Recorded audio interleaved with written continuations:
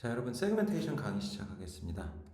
세그멘테이션이라는 것은 컴퓨터 비전에서 이렇게 모든 픽셀 단위로 어떤 라벨을 붙여준다 이렇게 생각할 수도 있고요. 아니면은 같은 종류의 픽셀들을 이렇게 묶어준다 이렇게도 생각할 수 있는 그런 문제라고 보시면 되겠습니다.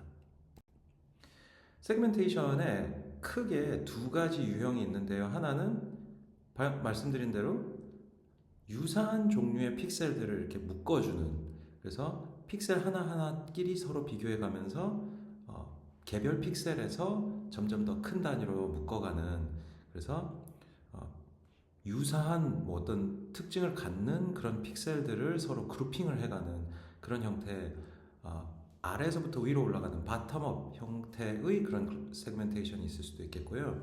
그 다음에 거꾸로 탑다운, 위에서부터 아래로 내려오는 그런 형태로, 그러니까 어떤 오브젝트, 물체, 뭐 이런 의미적인 정보를 가지고 그 같은 물체일 것이다 이렇게 추정이 되는 그런 픽셀들을 그룹핑을 하는 그런 형태도 있을 수 있겠습니다. 그래서 오늘은 이제 크게 두 가지 형태를 볼 건데, 바텀업 형태의 세그멘테이션 기법들도 볼 거고 탑다운 형태의 기법들도 볼 거예요.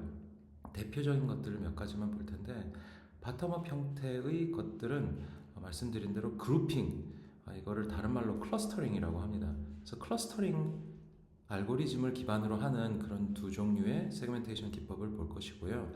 탑다운 형태의 세그멘테이션 알고리즘은 이제는 다 그냥 딥러닝 베이스다 이렇게 생각을 하셔도 됩니다. 그래서 딥러닝 형태의 세그멘테이션 알고리즘들을 또 몇 가지를 보도록 하겠습니다. 바텀업 세그멘테이션은 클러스터링 기법을 사용을 합니다.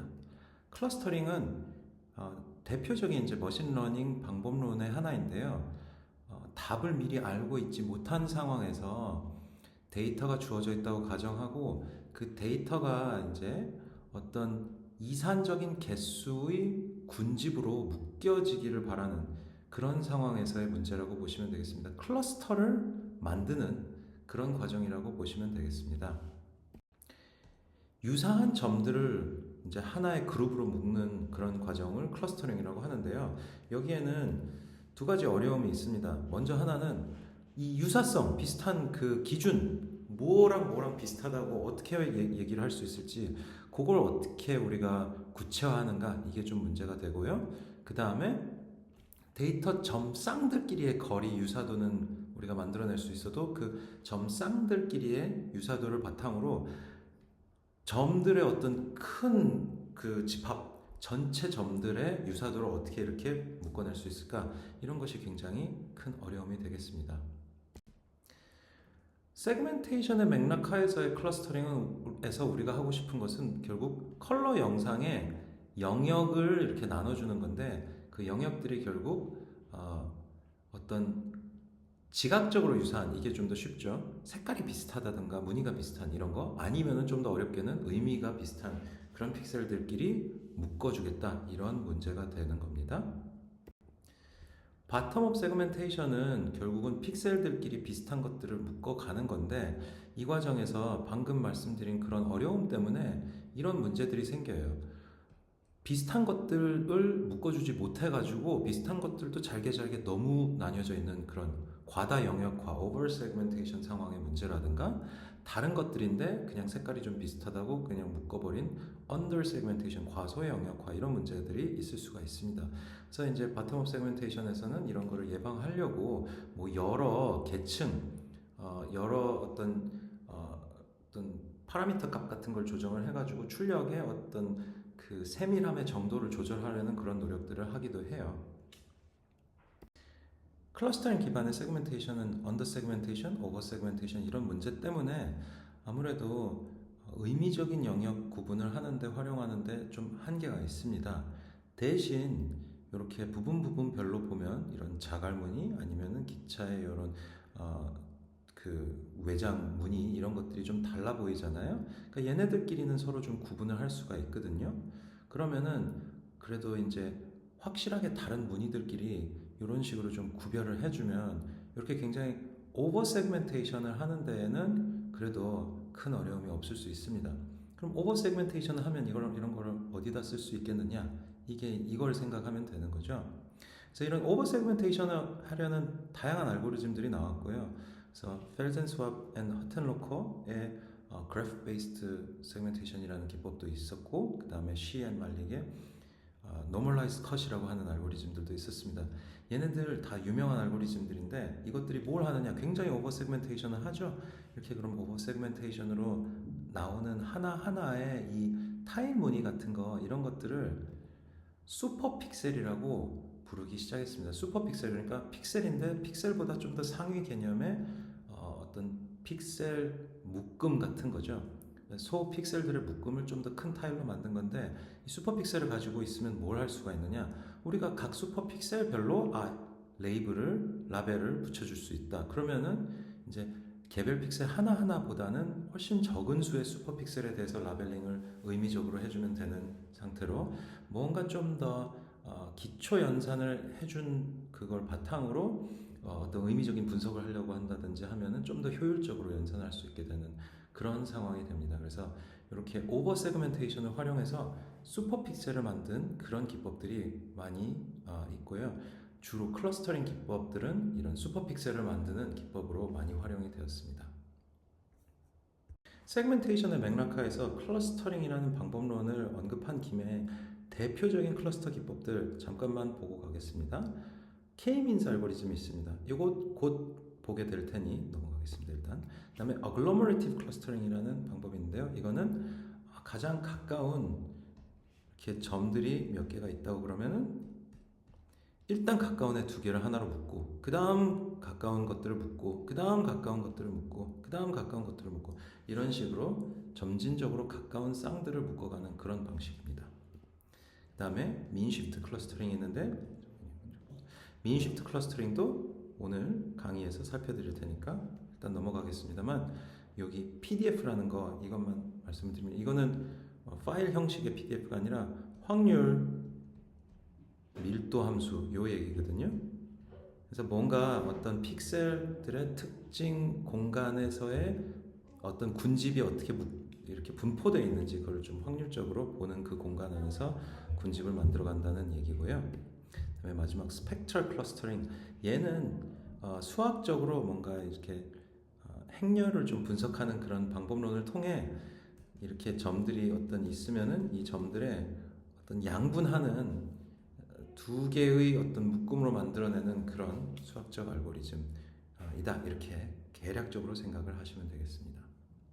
클러스터링 기법들 중에 가장 이론도 단순하고 구현하기도 간편한 알고리즘이 K-means 알고리즘입니다. 워낙 간단하고 단순해서 많이 여기저기서 많이 쓰이는데요. 이 알고리즘은 아주 간단하게 요약됩니다. 먼저 데이터 포인트들이 이렇게 주어져 있으면 그 중에 그 중에 K개의 군집의 센터를 무작위로 랜덤하게 그냥 고릅니다. 그 다음에는 골라진 이 센터 포인트들과 들 중에서 각 포인트마다 가장 가까운 센터 포인트가 어딘지를 판단합니다. 이 점은 빨간 포인트가 가장 가까운 포인트겠죠. 그래서 이런 식으로 가장 가까운 센터 포인트가 누구냐에 따라 그 각 포인트마다의 번호를 지정을 해줍니다. 이게 1번 센터, 2번 센터, 3번 센터였다면은 얘는 1번 센터에 해당하는 포인트, 2번 센터에 가장 가까운 포인트, 이런 식으로 중심 포인트, 가장 가까운 중심 포인트의 번호를 각 포인트마다 할당을 해줍니다. 그 다음에는 할당된 가장 가까운 중심 포인트의 번호를 기준으로 같은 번호를 가진 포인트들을 가지고, 같은 포인트를 가지면 그게 각 군집이 되는데, 군집에 해당하는 포인트별로 새로운 센터 포인트를 찾아주는데, 그 센터 포인트가 평균, mean인 겁니다. 그래서 mean 포인트를 각 클러스터마다의 새로운 센터로 계산을 해줍니다. 이게 그래서 K-means 알고리즘인 거죠. 이렇게 새로운 센터를 설정을 했으니까, 그러면은 기존의 각 포인트들이 다시 어떤 센터랑 가장 가까운지 거리를 계산을 해봐야겠죠. 그래서 여기 2번 요 과정을 다시 해주게 됩니다. 그래서 다시 해주고 나면은 그 클러스터의 모양이 바뀌겠죠. 그러니까 즉 각 포인트마다 자기가 어느 클러스터에 속하는지가 조금씩 달라질 수가 있습니다. 그럼 2번 이 과정을 다시 했더니 각 할당되는 자기가 속하는 소속된 클러스터가 조금 바뀌었을 수 있죠. 각 클러스터들마다 구성 원소 포인트가 좀 달라졌을 수 있죠. 그러면 다시 요거를 3번 과정을 또 반복을 해야 될 수 있죠. 그래서 2번, 3번을 계속 이렇게 순환해 가면서 반복을 합니다. 언제까지? 수렴할 때까지. 또는 수렴을 안 할 경우에 뭔가 진동이 생겨서 왔다 갔다 계속 하고 있을 때에는 뭐 최대 n번까지 이렇게 반복을 하는 거죠. K-means 클러스터링 알고리즘을 조금 더 수학적으로 엄밀히 표현하면 이렇게 정리할 수 있어요. 먼저 t=0 시점, 즉 초기 시점에서 클러스터 중심 좌표들을 초기화를 하고요. 그 다음에 이 클러스터 중심 좌표들을 가지고 i번째 클러스터 중심 좌표와 j번째 포인트의 거리를 계산해주는 이 부분을 i개의 클러스터들에 대해서 모든 j점들을 가지고 다 계산을 하는 거죠. 그러니까 j번째 점에 대해서 총 k개의 i번째 클러스터 센터와의 거리를 계속 k번 계산을 해주는 거고요. 그 중에 최소 값이 되는 그 i번째 클러스터의 그 소속 그 변수를 1로 해주고 나머지 속하지 않는 클러스터의 변수들은 0이 될 겁니다. 그래서 최소 거리를 갖는 소속 그 얘가 최소 j번째 최소 클러스터 j번째 포인트 얘는 1이고 j번째 포인트에서 최소가 아닌 그런 포인트들 나머지 i들에 대해서는 0이 되고요. 이런 식으로 하면은 이게 아금,민 이 델타 이 값들을 최소화시키는 걸로 뽑았다 이렇게 얘기를 할 수 있어서 수식으로 이렇게 표현이 되는데 얘가 결국은 포인트마다 j개의 포인트마다 j번째 포인트마다의 소속 클러스터의 그 표시를 해주는 인디케이터 변수라고 보면 되겠어요. 그래서 걔를 지정을 해주는 게 두 번째 과정이고요. 세 번째 과정으로는 이제 지금 두 번째 과정에서 도출이 된 요 소속 이 인디케이터 변수들을 가지고 요 거리들을 쭉 다 더해 가지고 클러스터별 센터를 다시 계산을 하게 될 거고요. 여기서는 뭐 알그민이라고 C를 최소화시키는 거로 얘기를 하고 있는데 이게 그냥 평균을 계산하는 겁니다. 요건 사실 조금 큰 의미가 없다고 보면 되겠고요. 그 다음에 이거를 과정을 계속 2번, 3번 과정을 포인트가 다시 할당되지 않을 때까지 뭔가 바뀌지 않을 때까지 얘가 바뀌지 않을 때까지 아니면 얘가 바뀌지 않을 때까지 뭐 반복한다 이렇게 되어 있습니다. 수학적으로 이렇게 표현을 한 건데요. 수식을 이렇게 좀 설명을 넣은 건데 사실 이렇게 수식보다도 그냥 컴퓨터 소프트웨어 프로그램으로 보면 더 간단하게 볼 수 있습니다. 얘가 이제 배열이 되는 거고요. 얘도 사실 배열이죠. 센터 좌표들의 배열 이런 식으로 지정이 돼서 반복적으로 계산을 하게 됩니다. K-means 클러스터링은 좀 고려를 해야 되는 부분이 하나가 있는데 뭐냐면 수렴이거든요. 컨버전스 수렴. 이 수렴이라는 것이 조금 뭐 잘 될 수도 있지만 잘 안 될 수도 있어요. 수렴이 잘 안 되는 문제가 있을 수도 있고 수렴이 됐는데도 우리가 원하지 않는 그런 결과가 도출되는 상황으로 수렴이 될 수도 있어요. 요거는 지금 후자를 얘기하는 건데 초기로 잡는 초기 센터들이 한쪽에 아주 몰려 있어요. 이렇게 지금 아주 몰려 있는 초기값 센터를 잡았어요. 그랬더니 K-means가 이렇게 쭉 반복이 됐는데 이 반복 과정을 쭉 거쳤는데 이 보면은 요 지금 초록 점들을 가지고 초록 클러스터 센터가 이렇게 옮겨가고 있죠. 쭉 옮겨와 가는 과정에서 초록색 클러스터 센터는 얘를 잘 찾았어요. 뭔가 클러스터 센터를. 근데 빨간색 클러스터 센터는 쭉 이렇게 오고 있는데 뭐 걔도 과정을 좀 찾아가는 것 같지만 문제는 여기 있습니다. 지금 이 사이언색과 갈색, 이 베이지색 클러스터 센터들이 여기서 시작을 하다 보니까 얘가 이렇게 왔다가 다시 이제 돌아오는데 아무튼 얘네 둘이 지금 여기에서 지금 서로 떨어지지를 못하고 있어요. 근데 얼핏 보면은 얼핏 보기만 하더라도 사실은 이런 식의 4개의 클러스터로 묶였으면 더 그림이 좋아 보일 거잖아요. 근데 초기 클러스터 위치가 너무 안 좋으니까 K-means 클러스터링으로 이걸 반복적으로 과정을 이렇게 이어나가더라도 원하는 지점에서 수렴이 안 된 거죠. 그래서 이런 문제가 있을 수 있어요. 이런 문제의 근원이 결국은 클러스터 초기화를 어떻게 해주느냐에 따라 결과가 다르게 나올 수 있다는 문제로 인한 것입니다. 그래서 K-means 클러스터링 기법의 어떤 한계를 극복하거나 그러기 위해서 우리가 좀 더 잘 설계를 해볼 수 있는 설계의 선택할 수 있는 요소들이 있는데요. 말씀드린 것처럼 초기화를 어떻게 하느냐, 초기화. 그래서 어떤 포인트, K개의 클러스터 센터를 초기로 어떻게 잡을 것이냐 이런 문제가 있겠고요. 또 그 외에도 이제 두 포인트 사이의 거리를 어떻게 우리가 측정할 거냐. 가장 흔한 유클리드 기하 거리가 있겠지만은 그 외에 다른 거리 어떤 함수를 우리가 쓸 수도 있겠고요. 또 제일 좋은 결과를 최적 결과를 도출을 해보는 어떤 더 추가적인 방법을 가미를 해볼 수도 있겠는데요. 예를 들어 초기화에 민감하니까 어떻게 초기화를 시켰느냐에 따라 결과가 좋을 수도 있고 안 좋을 수도 있으니까 다양한 임의적인 초기화를 가지는 결과를 여러 개 도출해가지고 그것들 중에 제일 좋은 걸 뽑을 수도 있고 그런 식으로 최적화를 좀 더 잘 시킨 그런 걸 가미할 수도 있습니다. K-means 클러스터링을 사용한 색깔 영역화 예시인데요. 밝기를 기준으로는 3개의 영역으로 이렇게 구분해 볼 수도 있고 3개인가요? 4개인가요? 4개의 영역인가요? 컬러를 기준으로도 이렇게 영역을 구분을 해 볼 수가 있습니다. 진한 초록, 연한 초록, 붉은 계열, 배경 이런 식으로요.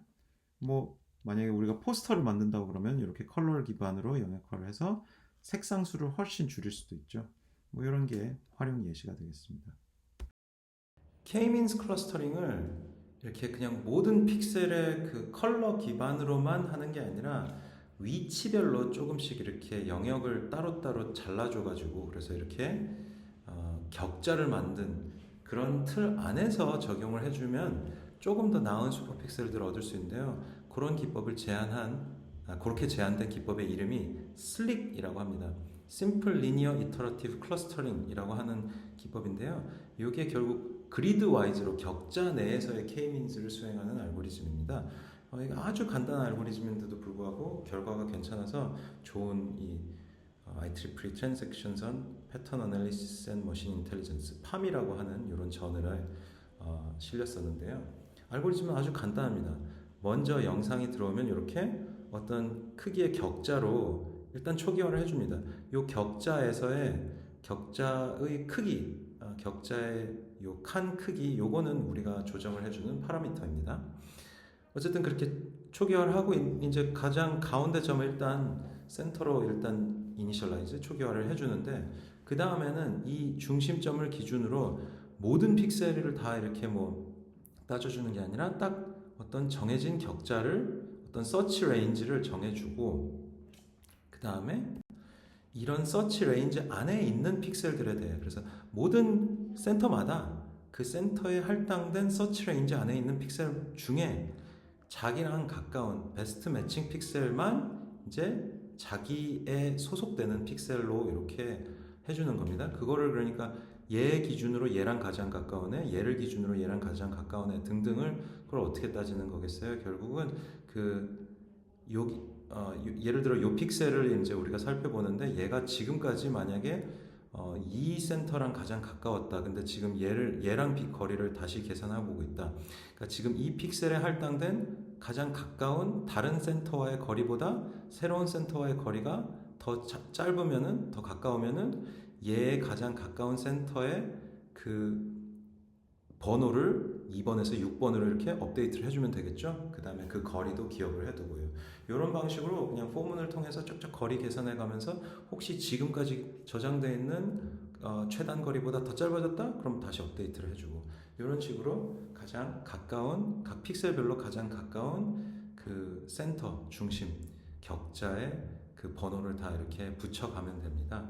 그래서 이렇게 번호를 다 붙인 다음에 K-means에서 하듯이 붙여진 번호를 기준으로 그 각 번호에 해당하는 클러스터의 센터 점을 다시 업데이트를 해주는 거죠.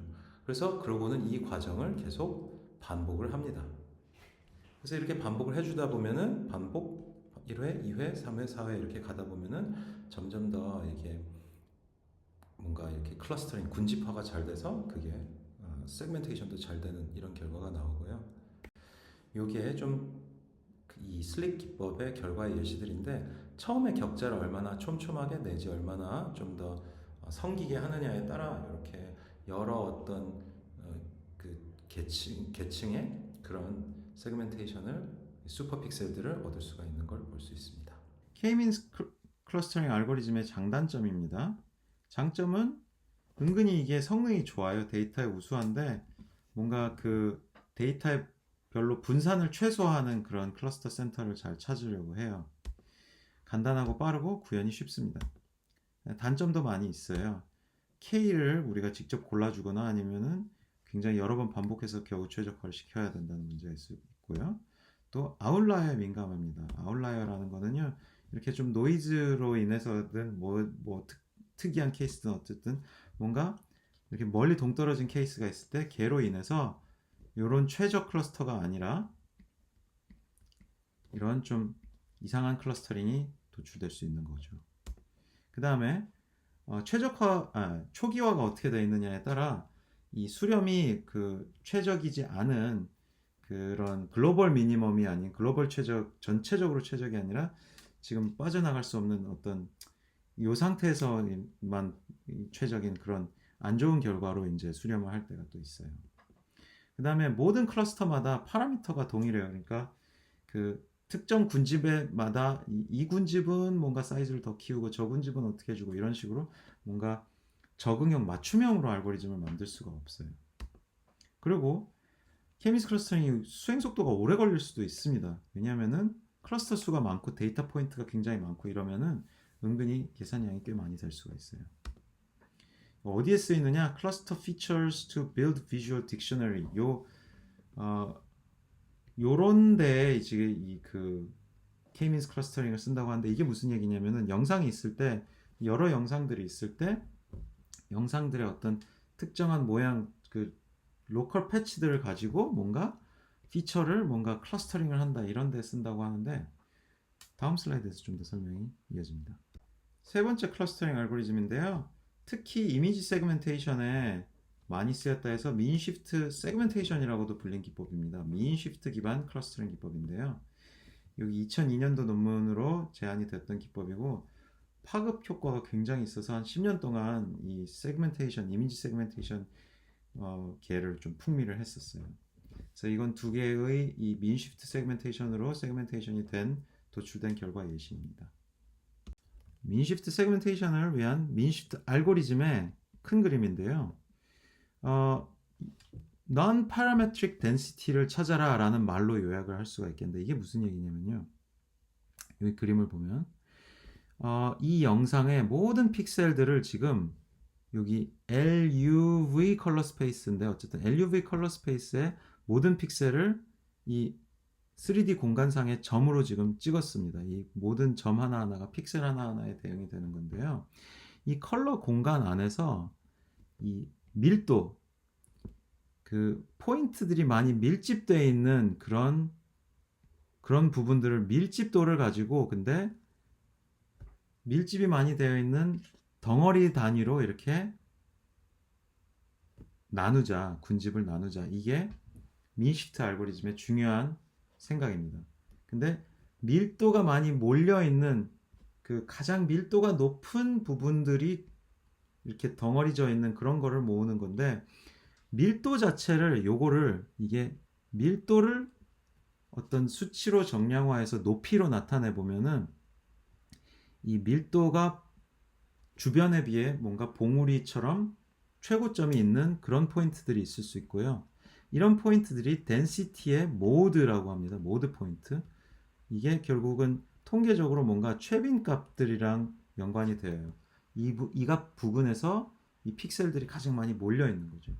그래서 이런 봉우리들을 찾고 나면은 이 봉우리가 어디까지의 계곡과 능선 이런 거를 따졌을 때 어디까지 이 봉우리의 그 구성 산이 어디까지인지를 구별을 할 수가 있고요. 그 봉우리에 속하는 영역을 이렇게 그래서 잘라줄 수가 있습니다. 그래서 이런 방식을 통해 이 non-parametric한 방식을 통해 density의 모드들을 찾아서 모드에 속하는 픽셀을 묶어주는 방식으로 클러스터링을 하는 게 mean shift 알고리즘인 겁니다. 그래서 모드를 찾아주고 나면은 이 모드에 속하는 픽셀들을 찾아줄 수가 있는데, 즉 픽셀 하나하나 단위로 생각했을 때는 자기는 산을 오르는 거죠. 그러니까 내가 지금 시작하는 위치에서 산을 오르는데, 그래서 내가 도달한 봉우리가 어떤 봉우리냐에 따라 클러스터링이 되는 겁니다. 그리고 이 산을 오를 수 있게 그 각 모드점마다 자기로 이렇게 이끌어주는, 산을 이렇게 오르게 하는, 그 점점 오르막길을 따라 올라오게 하는 그런 것을 그 영역을 attraction basin이라고 부르고요. 모든 궤적이 동일한 모드로 이루어지는 진. 그래서 이 동일한 attraction basin에 속한 픽셀들, 포인트들이 클러스터가 되는 거죠. 이 안에 있는 포인트가 클러스터가 되는 겁니다. 그래서 뭐 예시 결과 이렇게 나타나고요. 미니슈트 알고리즘은 이렇게 그 세부 단계로는 이렇게 동작을 합니다. 먼저 하나의 포인트에 대해서 어떤 주변 영역의 어떤 그 영역, 그 관심 영역을 잡습니다. region of interest라고 해서요. 그래서 이 영역 내에서, 이 영역 내에 속한 모든 포인트들에 대해서 mean, 이 모든 포인트들의 그 region of interest에 속한 포인트들의 그 무게 중심, 평균 좌표를 찾습니다. 그리고 이 평균 좌표로 이동을 하는 거죠. 이 평균 현재 지점에서 그 무게 중심까지의 그 벡터가 mean shift 벡터인 겁니다. 그 mean shift 벡터로 자기 자신의 위치를 이동시키는 거예요. 이렇게요.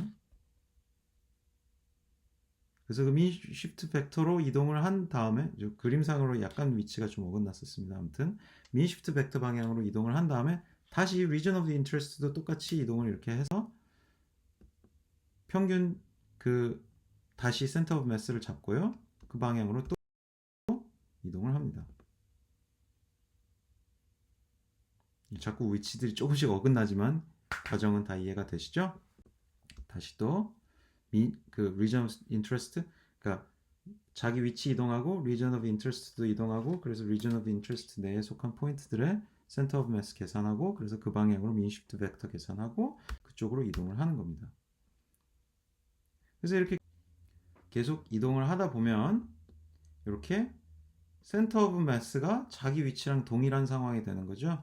이 상황이 이제 그 클러스터의 센터, 아니면 아까 그 봉우리의 꼭대기에 도달한 상황이 된 겁니다. 즉 내가 속한 클러스터를 파악하게 된 거죠. 말씀드린 대로 mean shift 알고리즘은 density estimation 기법인데 kernel density estimation이라는 기법과 연관성이 깊어요. kernel density estimation에서는 이렇게 어떤 특정 영역 안에 속한 포인트들의 좌표를 뭔가 평균 거리를 계산한다든가 뭐 그런 거를 쓰는데, 이 속해 있는 좌표들의 그 어떤 그 가중치를 부여하느냐라는 것에 의해서 것에 따라서 커널이라는 것을 사용을 하거든요. 내 주변 포인트들에 대해서 이제 가중치를 적용할 때 대표적으로 쓰는 게 가우시안 커널인데요. 이게 무슨 얘기냐면은, 그래서 여기 mean shift 벡터를 계산할 때 방금 보여드린 그런 커널 덴시티 에스티메이션 이론을 쓰고 가우시안 커널을 써서 계산을 하는데, 이렇게 현재 벡터랑 이 가우시안 커널을 써서 계산된 이 mean 그 무게중심 위치 벡터랑의 차이를 가지고 mean shift 벡터를 계산한다. 이렇게 기억 간단하게 하시면 되겠습니다. mean shift 클러스터링 알고리즘은 그래서 주어진 포인트 세트 점들마다 각각 자기가 속한 어떤 모드 지점을 찾는 거고요. for each point. 그래서 계속 방금 이제 요 ABCD 과정이 애니메이션으로 보여드렸던 그런 프로세스인 거고요. 그래서 근처 모드로 연결되는 포인트를 모두 동일한 클러스터로 할당한다. 이렇게 클러스터링 결과를 도출하게 됩니다. 그래서 mean shift 알고리즘을 이용해서 영상을 세그멘테이션을 할 때에는 각 픽셀에 대한 이런 그 공간 내 포인트를 지정을 하는데 그 공간 내 포인트를 꼭 컬러로만 해야 되는 건 아니고 뭐 다른 방식으로도 할 수가 있어요. 그 픽셀의 어떤 그 기본 벡터를 정의를 할 때 RGB를 가지고 3D 벡터로 정의를 해줄 수도 있지만 다른 뭐 그레디언트를 추가를 한다든가 뭐 텍스처 값들을 추가한 그런 벡터를 만들 수도 있습니다. 어쨌든 그 벡터 스페이스에서의 여러 포인트들에 대해서 민시프트 알고리즘을 적용을 해주는 거죠. 피처 KF 및 위치 KS에 대한 커널 덴시티 에스티메이션의 커널 사이즈를 어떻게 할 거냐, 리전 오브 인터레스트 어떻게 정의할 거냐 이런 것도 하나 지정을 해줘야 되고요. 그 다음에 뭐 이 얘기는 계속 아까 얘기했던 알고리즘 수행인 거고요. 몇 개의 추가적인 세그멘테이션 결과 예시드린 겁니다. 결과가 뭐 이렇게 그 컬러를 기반으로 세그멘테이션을 잘 하면은 뭔가 포스터를 만들 때 그런 색상 아낀다든지 그런 데 쓸 수 있다는 게 보이죠. 그리고 미니시프트는 중요한 게 그 색상의 개수를 우리가 미리 정해주는 게 아니라 지정해주는 게 아니라 알고리즘의 결과로 도출이 되는 그런 차이가 있습니다. 몇 가지 더 예시드리고요. 자, 미니시프트 알고리즘의 장점, 아주 일반적으로 세분화가 잘 된다. 그러니까 영상이 어떤 거라 하더라도 구분이 잘 되는 그런 세그멘테이션 결과가 괜찮게 나오는 클러스터링이 잘 되는 그런 장점이 있습니다. 개수와 모양이 유연해요. 클러스터 개수를 우리가 지정을 해줄 필요가 없이 그 적절하게 잘 설정이 되어서 나오게 됩니다. 그리고 아웃라이어에도 로버스트하다는 그런 장점이 있습니다. 단점은 그 region of interest 커널 사이즈를 미리 선택해 줘야 된다 이런 것도 있고요. 피처 자체가 고차원적인 경우에는 그러니까 컬러 같이 3D 벡터를 갖는 그런 포인트들을 뭔가 하는 거는 괜찮은데 그 뭐 시프트 포인트 같이 이제 훨씬 더 좀 높은 피처 포인트에 대해서는 그거를 미니시프트로 클러스터링을 하면은 별로 적합하지가 않습니다. 잘 안 됩니다. 그런 단점이 있습니다. 언제 쓰느냐? 주로 이미지 세그멘테이션에 쓰고 뭐 오버 세그멘테이션 오버 세그멘테이션을 예방하고자 할 때 또 그다음에 그 클러스터를 잘 그 영상의 특성에 맞게 여러 개수 그 잘 도출하고자 할 때 그럴 때도 잘 씁니다.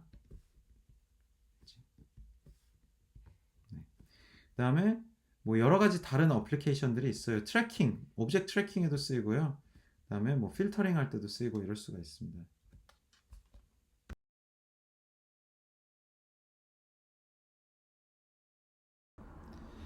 말씀드린 대로 세멘틱 세그멘테이션은 이제 이미지 내의 in the image each 픽셀을 레이블링을 해주는 거예요. 그리고 그 레이블이 뭐냐면은 카테고리, 그러니까 어떤 종류이냐를 픽셀 단위로 이렇게 붙여주는 결과를 도출해주는 게 세멘틱 세그멘테이션이고요.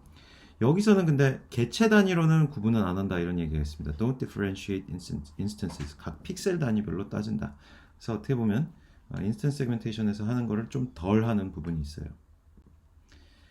세멘틱 세그멘테이션의 기본적인 아이디어 쉽게 생각할 수 있는 거는 이제 어떤 특정 픽셀을 중심으로 한 패치를 도출한 다음에 이 패치를 쭉 그 이미지 클래시피케이션을 하는 그런 CNN에다가 통과를 시켜가지고는 결과를 도출하는 이런 식으로 생각할 수 있죠. 그게 그러니까 조금 전 설명대로 이미지 클래시피케이션은 이제 이미지 전체 단위가 아니라 픽셀 단위로 도출한다 이렇게 생각하는 거랑 바로 직결되는 그런 사고 확장 방식인 거잖아요.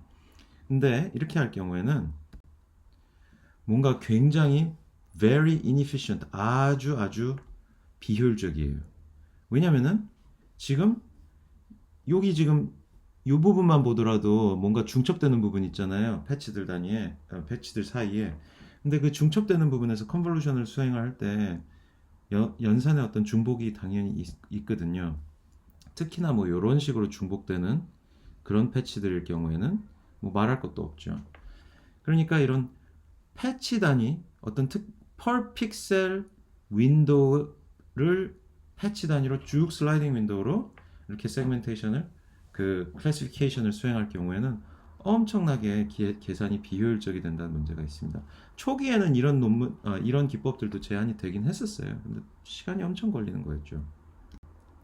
그래서 이걸 좀 개선한 방법으로 소위 FCN이라고 하는 Fully Convolutional Network라는 기법이 제안이 되었습니다.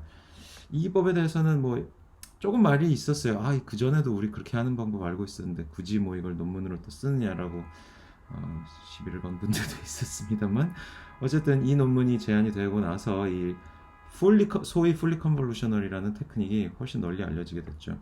이 얘기는 뭐냐면요, 네트워크 상에서 모든 픽셀의 all 픽셀 한꺼번에 모든 픽셀에 대한 prediction, 어떤 클래시피케이션 결과를 도출을 시켜주는 그런 방법인 거예요. 그러니까 네트워크 상에서 최종적인 출력이 이렇게 h 그 높이 이게 h고 너비 뭐 이런 식으로 출력단의 그 네트워크 가장 종단의 출력이 입력과 해상도가 똑같이 되는 그런 출력을 도출을 하는 겁니다. 근데 문제가 이 원 영상의 해상도에서 계속 뭐 컨볼루션을 수행할 경우에는 연산량이 굉장히 큽니다. 지금 입력도 그 모든 픽셀을 다 살펴보는데 이미지 클래시피케이션에서 연산이 꽤 많이 필요했었는데, 지금 출력도 이미지 클래시피케이션이랑 동일한 해상도로 출력이 돼야 되니까 출력단에서도 연산량이 굉장히 많아지는 셈이거든요. 그러니까 계속 해상도를 유지하면서 컨볼루션을 하면은 계산량이 너무 많아질 수가 있어요. 아울러 그 컨볼루셔널 커널을 그냥 계속 3x3 좁은 걸 쓰면은 네트워크를 깊게 한다 하더라도 이 한 커널이 전체적으로 종합적으로 입력 영상에 대해서 이렇게 연산에 이렇게 포함되는 부분이 좁을 수가 있거든요. 이미지 클래시피케이션에서는 다운샘플링을 통해 리셉티브 필드를 키워주는 효과가 있었거든요. 그래서 네트워크 자체에 다운샘플링을 다시 넣자, 이미지 클래시피케이션에서 넣던 다운샘플링을 포함을 시키자, 이렇게 된 겁니다. 거기까지는 좋아요. 그러면은 픽셀 단위의 그 리셉티브 필드를 키울 수 있고 그런 건 좋은데, 문제가 이제 피처를 추출하는 그 부분에서 해상도가 달라지지 않았느냐, 근데 출력 자체가 입력과 해상도가 같아지려면 어떻게 해야 되느냐, 이게 문제가 되는 거죠. 그래서 어떻게 하느냐, 네트워크 안에서 업샘플링을 하는 레이어를 추가를 한 겁니다. 그래서 일단 이미지 클래시피케이션이랑 비슷하게 다운샘플링을 시켜가면서 피처를 계산을 하고 그 계산된 저해상도의 피처들을 다시 키워나간 거예요. 해상도를 다시 키워가면서 오리지널 해상도로 복구를 시키는 겁니다. 이쪽에서요. 근데 다운샘플링은 뭐 맥스풀링이나 스트라이디드 컨볼루션을 통해서 하면 되는데, 업샘플링은 어떻게 하느냐 이거예요. 풀링과 스트라이디드 컨볼루션은 컨볼루션이라는 연산 안에 있던가, 아니면은 풀링에서 맥스 풀링을 한다든가 해서 필터 리스폰스의 최대값을 살린다, 이런 뭔가 이론을 고려해서 하는데, 업샘플링은 어떤 식으로 이론을 고려해서 할 수 있지, 이게 고민이 되는 겁니다. 간단한 사례로 생각할 수 있는 게 이렇게 언풀링이라는 건데요. 그냥 nearest neighbor, 그냥 무식하게 진짜 복사해서 넣는, 그러니까 그 가장 가까운 부분의 것을 복사해서 넣는 방법이 있고, nearest neighbor.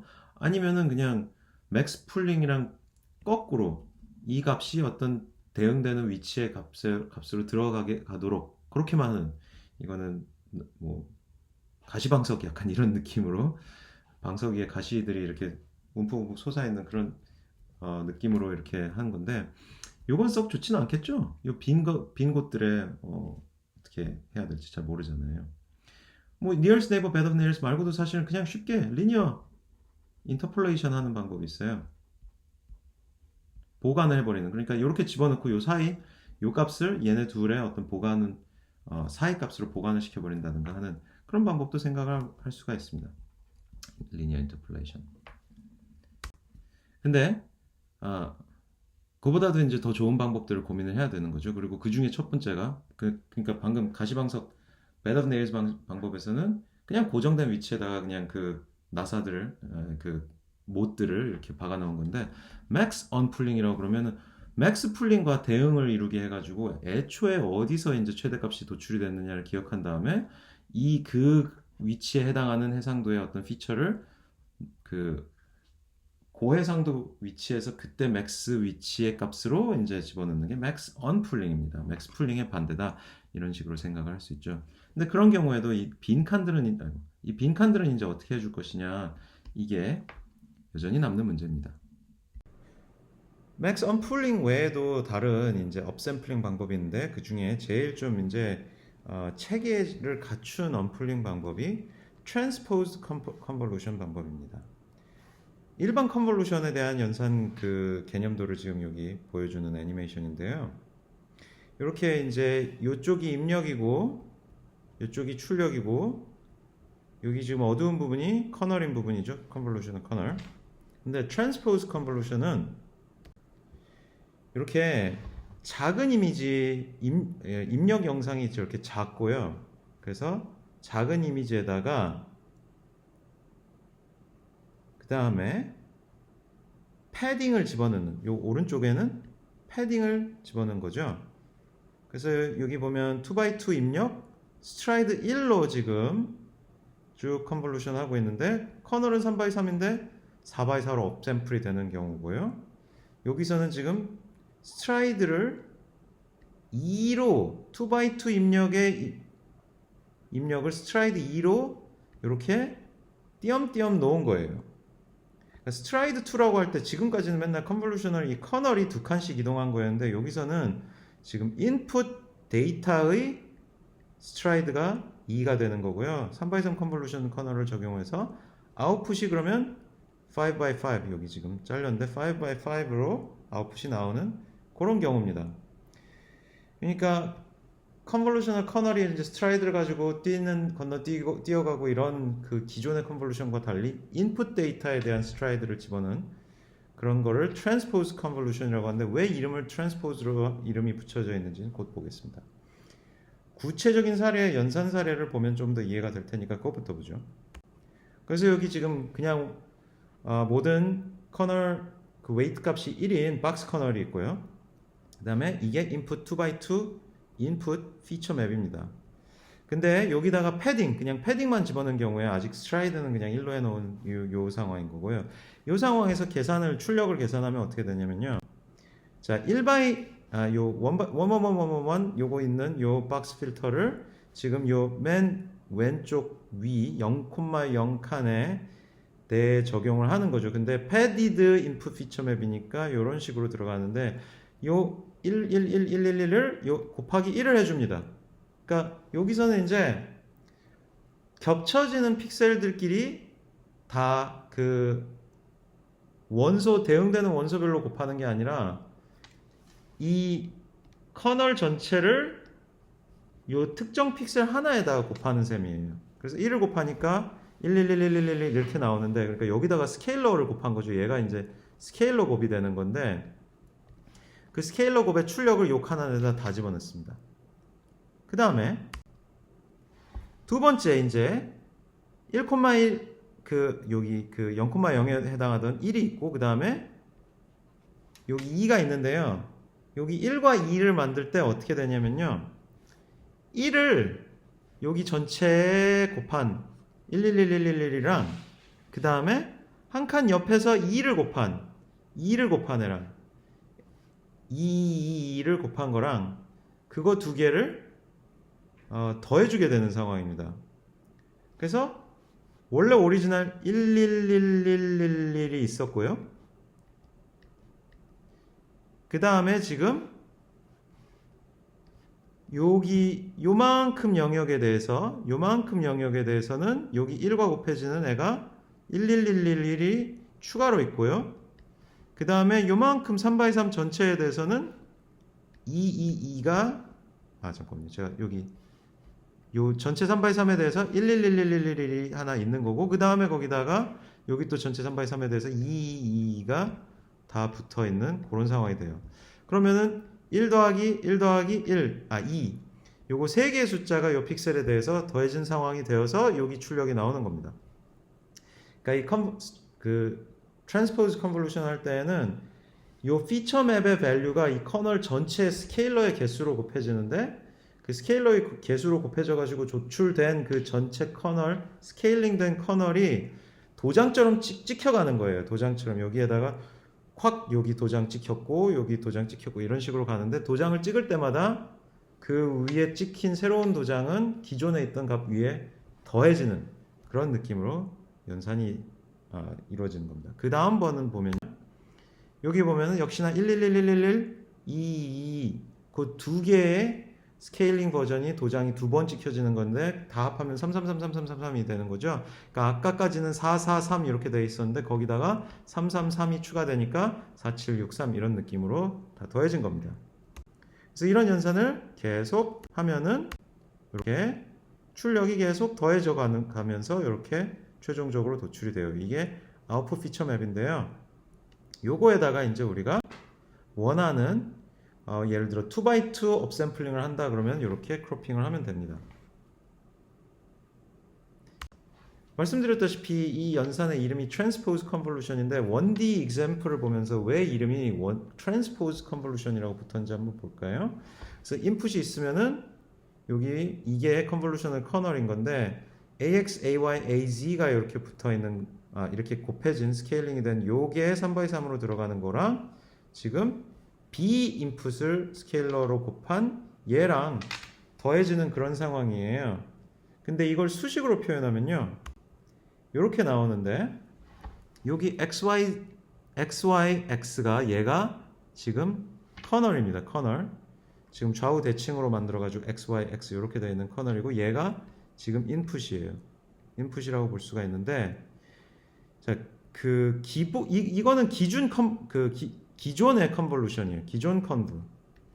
그러면은 이 x, y, z 일행 3열짜리 컨볼루셔널 커널이 쭉 그 ABCD 여기다가 요 신호에다가 요것도 뭐 행 신호라고 보면은 이렇게 되어 있는데 그걸 지금 뭐 기본 행 벡터를 트랜스포즈 입력 신호를 트랜스포즈 시켰다 이렇게 생각할 수 있는데 아무튼 뭐 신호가 6개 칸짜리를 6개 칸으로 이루어진 신호였다면 3칸씩 이렇게 이 웨이트들이 곱해지는데 한 칸 이렇게 3칸 곱하고 그 다음 칸으로 이동하고 그 다음 칸으로 이동하고 매번 그렇게 이동하면서 겹쳐져서 곱한 걸 다 더한 그게 이렇게 위치별로 출력으로 도출이 되는 거잖아요. 그래서 매번 이동한 그 이동됐을 때 전체 곱해지는 그 연산이 이렇게 행 벡터를 곱한 두 벡터의 내적으로 생각할 수 있는 거예요. 그러니까 맨 왼쪽에 있을 때 3x1, 1x3 커널이 맨 왼쪽에 있을 때 전체 결국은 신호 단위로 내적되는 벡터 기준으로 생각하면 이렇게 써줄 수 있고 커널을 한 칸 옮겼을 때 한 칸 더 옮겼을 때 제일 오른쪽 끝까지 갔을 때 각 상황에 대해서 커널이 쭉 이동하면서 입력 신호의 전체 벡터 내적처럼 생각을 하면 이렇게 행렬 곱을 쓸 수가 있는데요. 트랜스포즈 컨볼루션은 이렇게 됩니다. 커널을 이렇게 써줘야 돼요.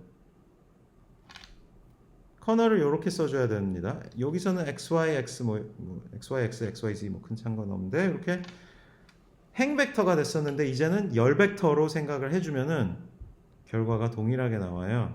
그래서 열 벡터로 생각을 해주면 그러면 열 벡터들끼리 내적하는 건 아니지 않느냐? 맞아요, 아니에요. 사실은 이 행 벡터가 이제 여기 ABCD에 곱해지는 건데 근데 요 열 벡터 기준으로 생각을 하면요. 이건 이제 어떻게 되냐면은 요 식을 우리 방금 그림에서 봤던 거랑 비교를 해서 생각을 하면 방금 그림에서는 어떻게 됐어요? 요 열 벡터에다가 그러니까 얘가 이제 커널인 셈이죠. 이 커널이 지금 요 위치에 요 커널이 전체 벡터 내에 여기 위치에 있는 상황에다가 A라는 스케일러를 곱해줘요.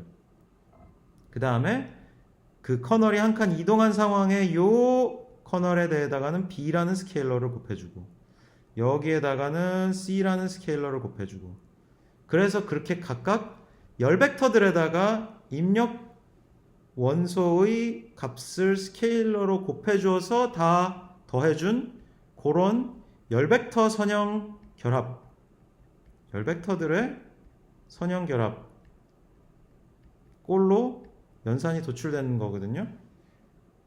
근데 여러분 행렬 곱셈 연산법에 대해서 조금 익숙하지 않으면 여러분들이 원래 배우셨을 행렬 곱셈에서의 행벡터, 열벡터, 벡터 내적의 원소별 출력 방법 외에 이거는 이제 왼쪽 행렬의 행, 오른쪽 행렬의 열 벡터 이렇게 되는 거잖아요. 근데 왼쪽 행렬의 열 벡터 오른쪽 행렬의 열 벡터의 원소 얘네들을 이렇게 곱해서 더해주는 행렬 곱셈의 두 번째 방식이 있습니다. 그래서 여러분들 아마 그 전자수학이나 공학수학에서 선형대수학을 자세히 안 배우면 행렬 곱셈의 이런 방식을 아마 배우지 못했을 수도 있는데, 저는 요즘 제가 하는 전자수학 분반에서는 이걸 꼭 가르치고 있는데요. 그게 왜 이렇게 계산해도 저렇게 계산해도 결과가 같습니다. 그리고 그게 왜 같은지 한번 보면요. 이 기존 방식으로 생각을 해보세요. x000에다가 a, b, c, d 곱할 때 x의 이 맨 왼쪽 숫자에 a가 곱해지죠.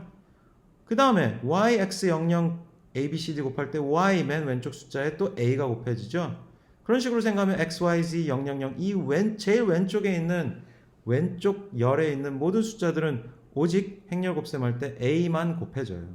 그럼 미리 그냥 이 전체 숫자들에다가 a라는 스케일러를 다 그냥 곱해준다라고 생각해도 무방합니다. 마찬가지죠. 두 번째 열 벡터는 b를 다 곱할 테고 세 번째 열 벡터는 c를 곱할 테고요. 근데 그렇게 x에다 a 곱하고 0에다 b 곱하고 c에다 곱하고 그 다음에 뭐 해줘요? 더해주잖아요. 그죠? 그러니까 곱해주고 더해주고 그 다음에 또 곱해주고 더해주고 이런 순서에서 곱해주고 곱해주고 곱해주고 곱해주고 곱해주고 곱해주고 곱해주고 곱해주고 그 다음에 더해주는 곱셈과 덧셈의 순서만 바꾼 상황이라고 생각하시면 돼요. 근데 그렇게 곱셈, 덧셈 순서를 바꿔가지고 컨볼루션 커널을 행렬화시킨 그 행렬의 열 벡터들에다가 입력 원소를 스케일러로 곱해줘서 커널들의 열 벡터의 선형결합 형식으로 계산이 된다. 이렇게 생각하면 그게 딱 트랜스포즈 컨볼루션의 연산 결과와 같아지는 겁니다. 이거는 똑같은 계산 얘기인데 지금 스트라이드가 붙은 거예요. 이 x가 한 칸씩 이동하는 게 아니라 두 칸씩 이동하는 거죠. 컨볼루션, 기존 컨볼루션에서의 스트라이드 컨볼루션이 이렇다면은 트랜스포즈 컨볼루션에서의 스트라이드 컨볼루션은 이렇게 됩니다. 이렇게 되는 거예요. 이런 모양이고, 그러면은 그게 그림상으로 어떻게 되느냐?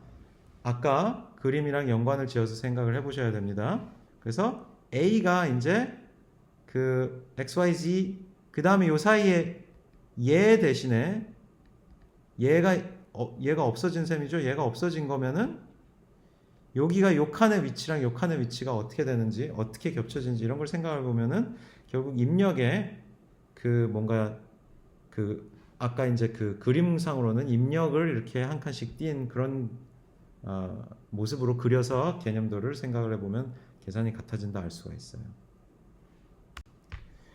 그래서 지금 방금 말씀드린 그림이 요거였고요. 이렇게 중간중간에 한 칸씩 넣은 얘가 어디에 곱해지느냐를 생각을 해보면은 대략 그림을 알 수가 있을 겁니다. 그래서 그런 식으로 생각할 수가 있는데, 근데 얘를 보면요, 그 오버랩 그러니까 컨볼루셔널 커널과 입력 데이터의 오버랩이 이븐하지가 않다. 고르지가 않아요. 요 커널들이 가운데쯤 있을 때에는 뭔가 더 많은 입력 데이터들과 오버랩이 생기고, 그러다 보니까 딱 그 픽셀 위치에서는 출력 값이 더 커질 수 있습니다. 왜냐면은 계속 더해주니까요. 위치마다 모든 걸 더해줬는데 빈 칸이랑 곱해준 거를 더해주는 거랑 차 있는 칸이랑 곱해준 걸 더해주는 거랑 다르겠죠. 그래서 그런 경우에 이런 어떤 그리드 아티팩트가 이제 그래픽 용어로 어떤 노이즈 같은 거거든요. 어떤 패턴이 있는 노이즈 같은, 노이즈라고 생각하시면, 패턴 있는 노이즈 같은 거, 아니면 오류, 출력 오류, 뭐 이런 거라고 생각하시면 되는데, 방금 말씀드린 그런 이유로 이런 식으로 스트라이드 컨볼루션을 할 때 오류가, 이런 아티팩트가 생길 수가 있어요. 그래서 잘 조정해서 오버랩 되지 않는, 그러니까 어떤 요 특정 위치에서 3x3 커널인데 요 스트라이드를 2로만 하면은 특정 위치에서 입력이 더 많이 이렇게 겹쳐지는 문제가 생길 수 있으니까 오버랩 되지 않는 스트라이드를 선택해서 수정하면 이런 상황을 예방할 수 있다. 요거는 기억을 할 필요가 있습니다. 아니면은 좀 더 간단하게 주파수 영역 단위로 생각을 해서 우리 기존 컨볼루션을 할 때 에일리어싱을 예방하기 위해 적용했던 로페스 필터링이랑 비슷하게 트랜스포즈 컨볼루션을 하기 전에 바이리니어 업샘플링, 그러니까 인터폴레이션이라는 얘기예요. 바이리니어 인터폴레이션을 먼저 적용을 해서 우리 기존 컨볼루션 할 때는 로페스 필터링에서 다운 샘플링을 했었죠. 업샘플링 할 때는 바이리니어 인터폴레이션 써서, 그래서 업샘플링을 먼저 하면은 이런 문제를, 아티팩트 문제를 좀 예방할 수 있다 합니다. 그래서 시멘틱 세그멘테이션에서 업샘플링을 하는 방법에 대해서 이제 봤어요. 뭐 언풀링 또는 스트라이디드 트랜스포즈 컨볼루션 이런 식으로 연산을 적용하면 업샘플링도 할 수 있습니다. 그러면 이런 걸 다 이렇게 조합을 하면 시멘틱 세그멘테이션을 위한 네트워크를 만들 수 있는데, 이 네트워크의 특성으로 또 하나 기억을 해야 되는 게 소위 fully convolutional한 속성을 갖는다, 이런 게 있어요. 그래서 strided transposed convolution이란 것도 convolution 연산이랑 좀 비슷하죠. 물론 거꾸로 반대되는 숫자들 곱해서 더해서 한 숫자로 넣는 게 아니라 한 숫자의 값을 여러 개의 커널 값에다가 곱해줘가지고 이렇게 도장 찍듯이 그 크기를 키우는 그런 방식이긴 한데, 어쨌든 컨볼루셔널한 느낌으로 얘기를 할 수가 있고요. 그래서 업샘플링 단들도 다 컨볼루셔널한 레이어다 우겨가지고 컨볼루셔널이라고 얘기를 하고, 맨 마지막 단에도 우리 지난 시간에 CNN 아키텍처 볼 때 이제 그 fully connected 레이어를 사용하는 대신에 one by one 컨볼루션을 써가지고 fully connected 단을 예방을 하는 거죠. 그럼 one by one 컨브까지도 컨볼루셔널하다고 치면은 이제 다운 샘플링 아니면은 그냥 그 해상도 변화 없는 컨볼루셔널 레이어들, 그 다음에 업샘플링 트랜스포즈 컨볼루셔널 레이어들, 그 다음에 원 바이 원 컨볼루셔널 레이어들 막판에 걔네들까지 다 종합을 하면 모든 레이어들이 다 컨볼루셔널 하다 해서 fully convolutional network라고 이름을 붙여서 연구를 한 것이 FCN이라는 게 한 4, 5년 전쯤에 아니다 6년 벌써 시간이 또 그렇게 됐네요. 여기 지금 롱과 슐레머와 데럴의 2015년도 논문에서 이 FCN이라는 네트워크를 제안을 했었고요. 그래서 그 해에 뭐 CVPR 학회에 상도 수상을 했었습니다. 아마 베스트 페이퍼 그 차 순위작이었나 2등인가 3등인가 뭐 이런 상을 받았던 걸로 기억을 하는데, 제가 CVPR 2015년 가고 아무튼 한 2, 3년에 한 번씩 가거든요. 매년 못 가고. 근데 제가 상 받는 걸 봤었던 기억이 나네요. 그리고 그 거의 같은 때 포스텍에서도 노현우 박사님이랑 등등 한보영 교수님이랑 연구원들께서 비슷한 아이디어를 제시를 하셨었어요. 그래서 이 슬라이드에 지금 이렇게 제시가 되어 있습니다. 이제 이 fully convolutional network, strided convolutional upsampling 이런 거를 이제 다양하게 변형을 하거나 좀 조합을 잘하는 여러 베리언트 또 유사한 기법들이 많이 나와 있는데, 그 중에 또 하나 기억을 할 만한 기법이요. 요 유넷 기법입니다. 유넷. 요것도 비슷한 때에 나와서 딱히 딱 이렇게 변형이라고 얘기하면 조금 기분 나빠하실 수도 있겠는데, 로넨버거 등 박사님, 뭐 연구원님들께서 요거는 이제 비슷하게 업샘플링을 넣어요. 근데 업샘플링을 넣는데 주요한 특징, 약간 다른 특성이 두 가지가 있는데, 하나는 뭐냐면은 여기 그 업샘플 돼 온 어떤 피처들과 다운샘플링 되기 전 피처를 이렇게 두 개를 붙여요. 두 개를 붙여서 컨캣 한다고 그러는데, 얘가 만약에 8디멘션이고 얘가 만약에 8디멘션이다 그러면 두 개를 붙여서 16디멘셔널 피처를 만듭니다. 그러고는 이거를 스킵 커넥션이라 하는데, 레즈넷에서 봤던 스킵 커넥션이랑 비슷한 거죠. 스킵 커넥션을 써서 이렇게 컨캣을 해가지고 업샘플을 시켜요. 컨캣한 걸 근데 다시 1024로 디멘션이 높으니까 여기서 또 원 바이 원 컨브를 쓰고요. 그래서 비슷한데 업샘플링을 쓰는 측면에서 비슷한데, 다운샘플링 되기 전에 피처도 컨캣을 한다. 거기다가 또 원 바이 원 컨브를 써서 다시 이제 피처 뎁스를 원래대로 다시 짬뽕을 시킨다. 요 과정을 거듭하는 그런 네트워크로 만들었고, 얘가 이렇게 해상도가 낮아졌다가 올라오는, 그러니까 이 측면에서는 레졸루션 해상도의 얘기고, 요게 이제 레이어 뎁스가 되는데, 요걸 이렇게 표현을 하는데 딴 것도 해상도가 작아지는데 왜 얘는 굳이 이런 모양을 가지고 했냐 하면 스킵 커넥션을 좀 강조하기 위해서 이렇게 U자 모양으로 네트워크 개념도를 그렸죠. 그래 놓고는 네트워크 이름을 U넷이라고 부릅니다. 그래서 이 U넷도 근데 굉장히 많이 쓰여서 기억을 해둘만 합니다. 여기까지가 이제 시멘틱 세그멘테이션 관련된 주요 기억해둘 만한 기법들이에요. Fully Convolutional Network와 Unet 그 요소로 쓰이는 Transpose Convolution 이것들은 이론을 좀 기억하시는 게 좋겠습니다. 자, 이렇게 오늘은 여러 가지 세그멘테이션 기법들을 봤는데요. 먼저 초반에 살펴봤던 슈퍼픽셀 기법들이요. 솔직히 요즘은 예전만큼 아주 쓰임이 그렇게 많지는 않습니다만 여전히 다양한 종류의 문제에 그래도 유용할 수가 있습니다. 특히 이제 대세가 돼버린 딥러닝 기반 기법들은 GPU도 필요하고 학습도 필요하고 등등 그럴 수 있는데 이 슈퍼픽셀 기법들은 대체로 굉장히 효율적인 그런 목표를 가진 알고리즘들이라서 뭔가 이제 하드웨어의 파워가 좀 제한적이거나 할 때 생각을 해볼 수가 있습니다. 그 다음에 그냥 학습 측면에서 기본적인 클러스터링 알고리즘들의 응용 사례로서 생각을 하면 이제 클러스터링 알고리즘을 공부하는 데 도움이 좀 많이 되죠. 딥러닝 기반 세그멘테이션 알고리즘들은 요즘도 이제 연구가 되고 있고요. 보면은 이제 상당히 쓰임이 많습니다. 그래서 의료 영상 같은 데도 많이 쓰이고 하는데 대표적인 딥러닝 기반의 세그멘테이션 알고리즘이 이제 유넷입니다. 유넷은 여전히 많이 활용이 되고 있는데요. 물론 이제 유넷도 나온 지가 워낙 오래됐다 보니까 요즘 점점 새로운 네트워크들이 나오고 있습니다. 근데 어쨌든 CNN 기반 네트워크의 대표 주자로는 유넷이 있습니다. 그리고 유넷을 다양하게 이렇게 개선한 뭐 레스 유넷 뭐 아니면은 뭐 또 유넷 제곱인가요? 뭐 이런 것도 뭐 아무튼 여러 가지 버전들이 있는데 그래도 그 가장 기반이 되는 유넷을 크게는 대체한 건 아니라서 큰 줄기는 유넷이 계속 살아 있어서 여러분들이 유넷에 대한 기본 이론을 알고 있어도 대표적인 세그멘테이션 알고리즘을 알고 계신 셈일 수는 있어요.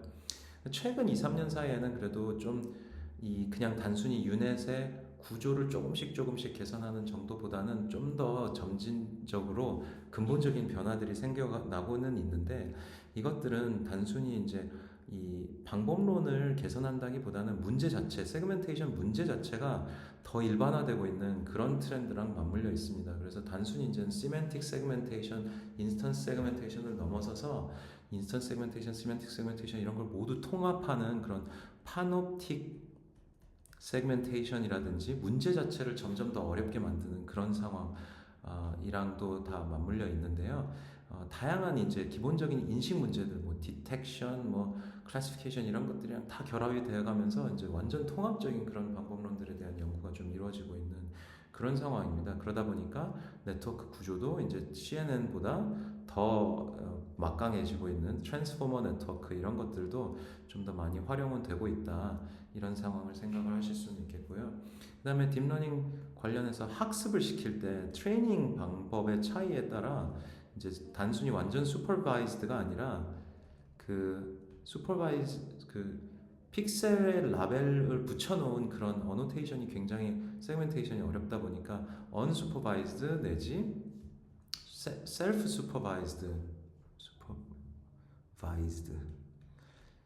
슈퍼바이즈드 이런 문제들이 이제 많이 연구가 되고 있거든요. 그러니까 라벨이 없는 경우에도 우리는 세그멘테이션을 학습할 수 있을까? 이런 문제들이 딥러닝 세그멘테이션 문제에서 많이 나오고 있습니다. 이런 문제들에 대한 이론은 우리 학부 수업에서 다루기엔 조금 범주를 넘어선다 볼 수 있겠고 관심 있는 분들은 이제 대학원까지 진학해서 더 공부를 하시면 많이 공부를 하실 수 있을 거라고 생각이 듭니다. 자, 오늘 강의는 여기까지 하도록 하겠습니다. 수고하셨습니다.